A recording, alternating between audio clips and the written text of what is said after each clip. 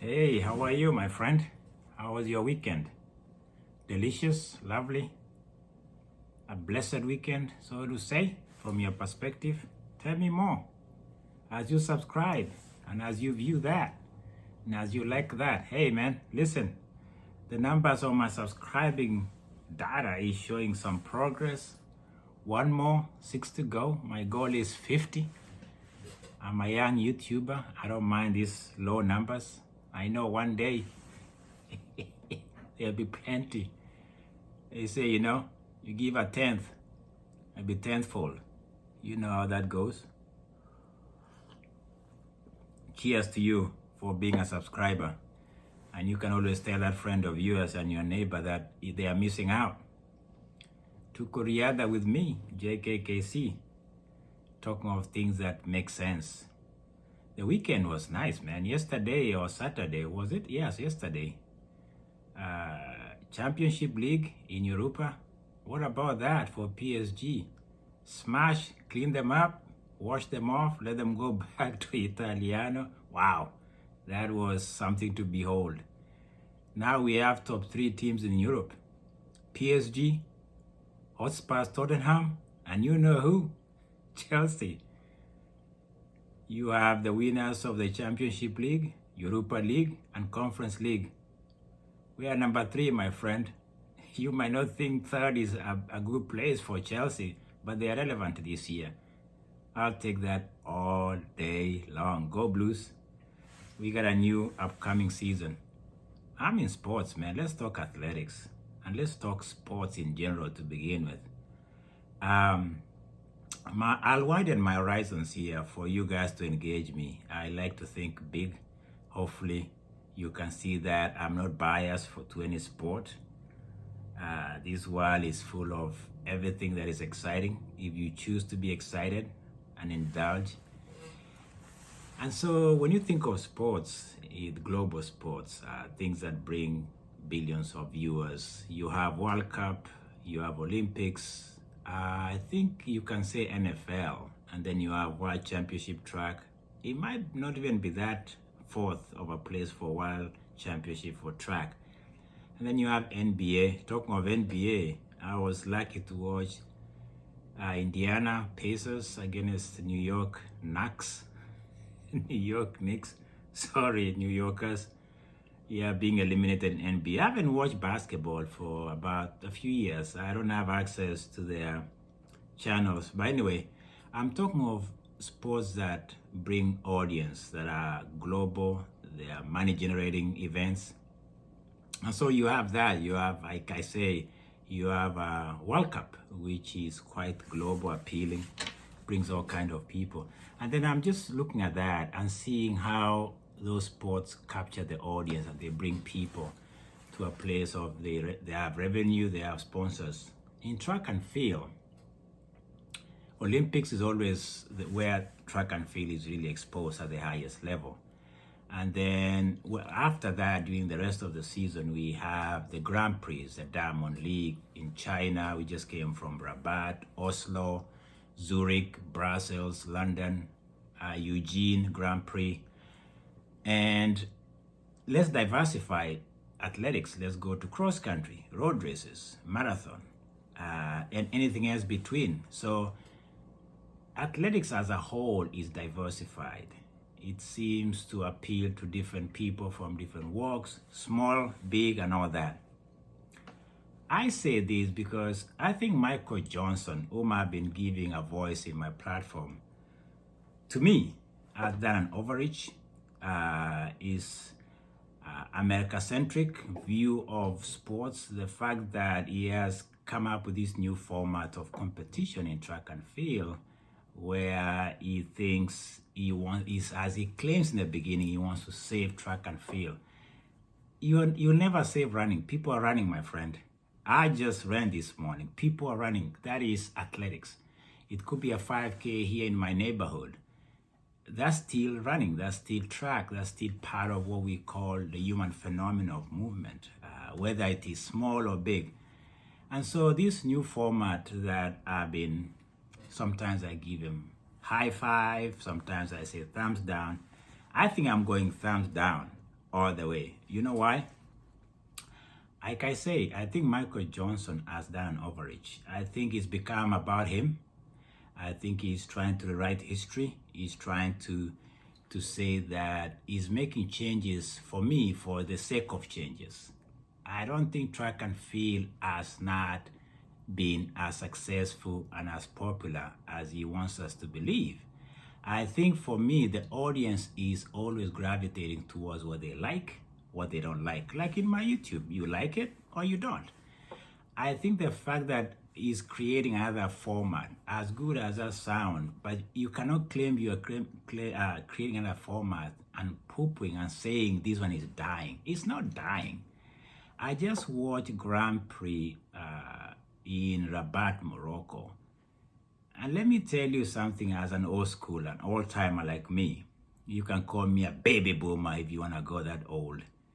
That was track and field at its best. The crowd, the competition, the quality of athletes who showed up, the magnitude of the event, the sponsors.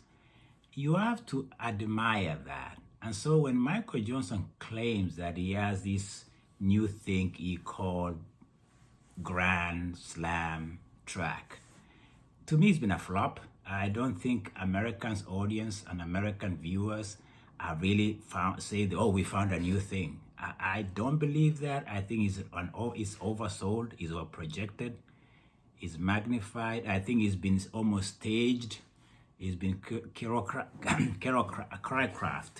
almost like it's an exhibition. It's like when you watch these road races where I think Fernando Omanyala ran a 150 on the road on a flat. That's an exhibition race. It has nothing to do with track. It's appealing to the audience, but it doesn't mean track is in a decline. It's not. I think what's on decline is not the sport. It's the capacity of the audience to appreciate the quality and the competition that these athletes bring. I think celebrity complex and this idea that there has to be a bigger, larger than life character. I talked about Steve Prefontaine. To me, I think he was just anything but an ordinary runner, but he became an idol. We tend to do that in every sport, in every event. We are looking for this person that we can say, oh, look at them, they are trending. Like Jakob Ingebrigtsen, I've always said he's the face of track and field. Good. But we still have deep quality time-wise. We still have very, very fast runners in track and field. Let me tell you why I'm really saying Michael Johnson has done an overreach in track. I was looking at the results from Philadelphia the other day, and Marco Arop needs to stop talking. The 800 meter runner from Canada needs to stop talking to me, because the comment he made after winning the 800 meters in 1:43.7 and saying that he doesn't just want to win, he wants to dominate. Marco Arop, hey my man, listen, you can dominate when you're running against Cole Hawker, Yared Nuguse, Josh Carr, who are not proper 800 meters, okay? You can say you're gonna dominate those guys. You're gonna obliterate that kind of, but even still, 1:43 and 1:44 second place was nothing. That's not dominating, that's just running. That should be, for you, a warm-up race, Marco Arop. So you have that. You have somebody talking big that he wants to dominate, to win. It's not enough. It's dominating, obliterating your competition. You haven't seen Wanyon yet. You haven't seen the new kid from Botswana, Masalela. You haven't seen those guys yet. So this Grand Slam track is rubbing me the wrong way. And if you look at the audience compared to where we came from, Morocco, Rabat, Grand Prix, compare it with this Philadelphia. Philadelphia, the cameras are really playing games on me and you audience, and I tell you this, they're playing games. They're playing the mind games that there's an audience. It's right there at the finish line. If you look at the whole field, it's plastered with what do you call it? Placards of advertisements. It's almost like covered to show that it's empty, which is empty, and there's no enthusiasm, none whatsoever, compared to Morocco, compared to another meet that was in Zagreb, in those sides of Europe. Listen, if you want to make something American, just call it that. But don't think you are saving track and field. Track and field doesn't need to be saved. It's already popular when you look at it in Europe. You look at even Eugene, where I'm going down there. Track and field, with field events I'm talking about. And for him even to say that it's track and field, he should just, okay, saying it's track because there's no field events. And we don't have field events. You don't have Modo Duplantis. You don't have Chopra from India. Guys who are throwing 90s in javelin. When you don't have those athletes in your event that are started in Jamaica and you still call it a sport that is saving a sport, I think it's an overreach. I think it tells you that he's become Michael Johnson. I think he wants to leave a legacy that he made something. Like anybody else in who has lived long enough, you can only create something for the sake of creating it, just to occupy a space with your name on it. You can do that. And some people say if you don't change, you disappear or you cease to exist over time. Track and field has been around for a long, long time. Other sports, I don't know how long they've been here. People have always ran. They'll find a way of doing it. They can do it in some local place, in somewhere in Rift Valley or somewhere in Ethiopia. Track and field is here to stay. Michael Johnson, to me, it's become about him. I think he talks too much, and maybe he has money this time around in this early season, or first season of this slam thing he created. But I think, for me, it's become America-centric event. I'm looking at the fact that it seems money has attracted these athletes. I was watching Mary Moran, just looking like, what is she doing in 1500 meters? Running 4:25.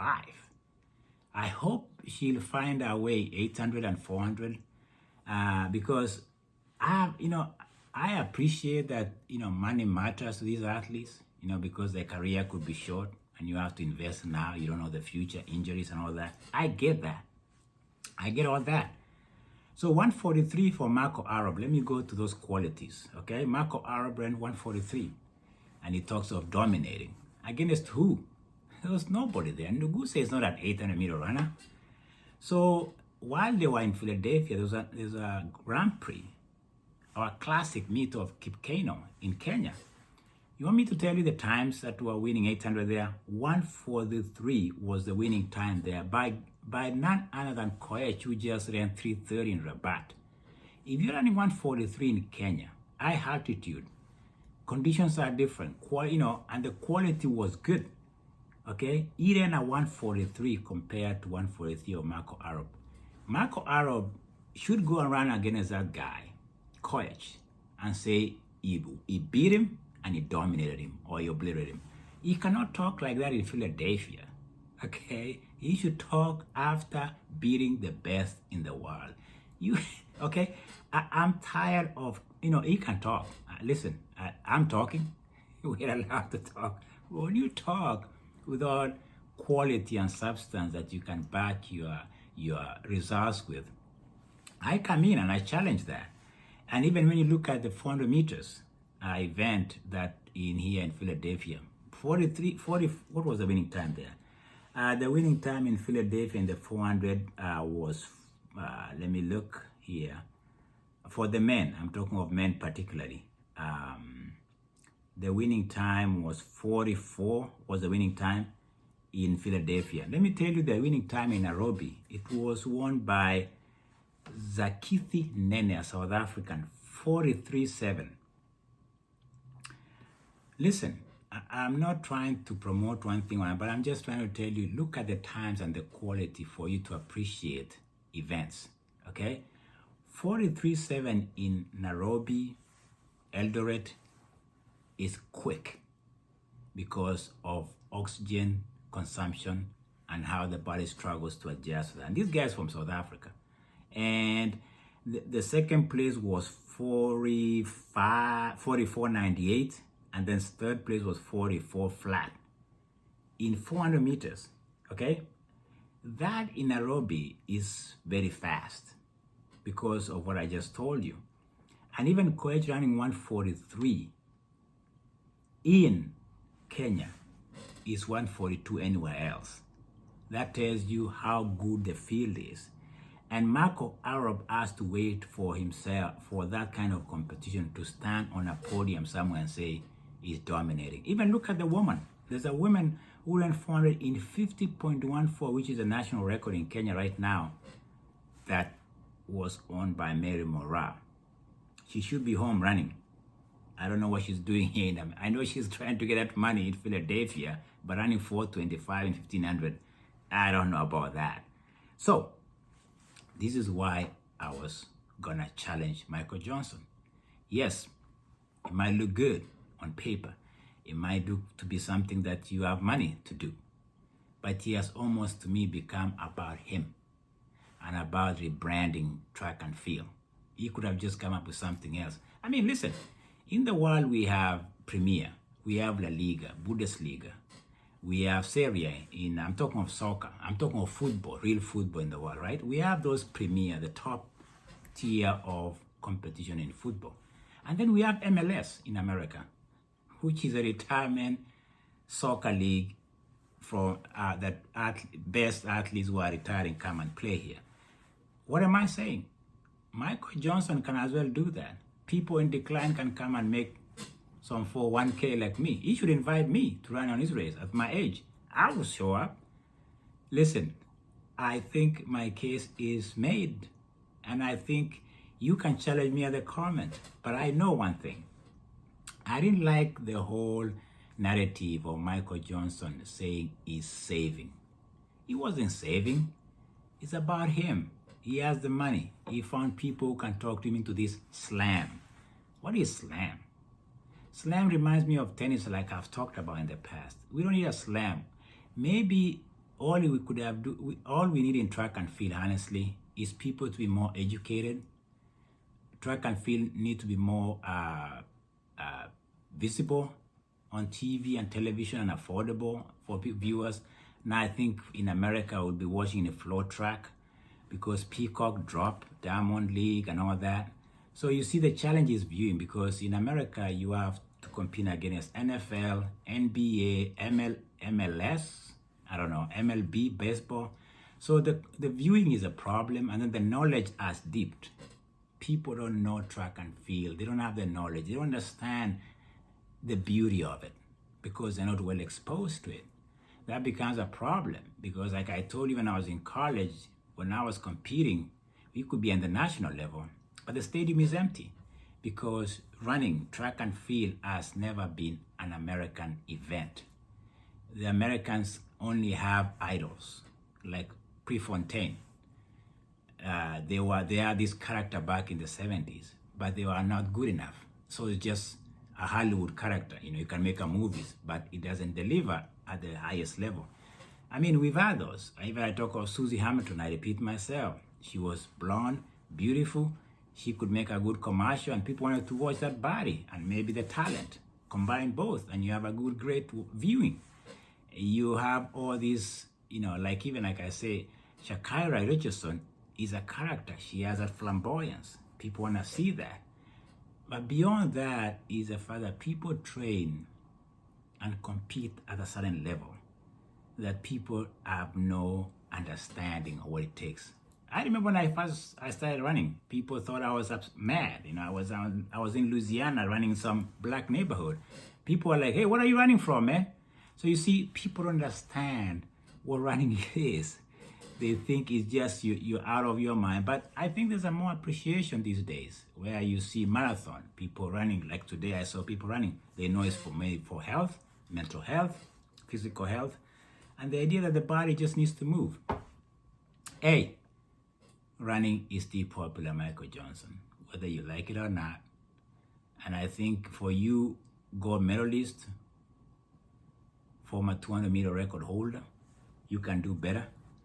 I think Michael Johnson can do better in America, educate the population, the stubborn American audience to want to appreciate global sport like track and even football, which is not appreciated in this country, but he has a lot of money. So I'll talk until the hour, but I'll stop here because you can say there's this clash of America-centric and global audience.